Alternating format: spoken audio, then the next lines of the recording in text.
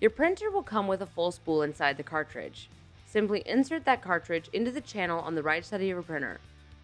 The menu will ask if you want to auto-load and you'll press yes.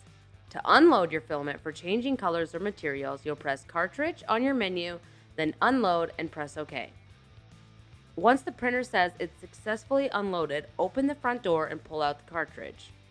When you need to replace your empty spool, you will open up the cartridge, remove the empty or old spool, the corresponding chip, and the desiccant pouch. Take your new spool's chip and insert it into the channel at the top left. Place the desiccant pouch that comes with your spool in the bottom right. Put the spool into the cartridge with the end of the material in the top left corner so you can feed it through the tube.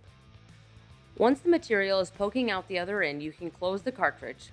Cut the material at a 45-degree angle, and then you can load your cartridge into your printer.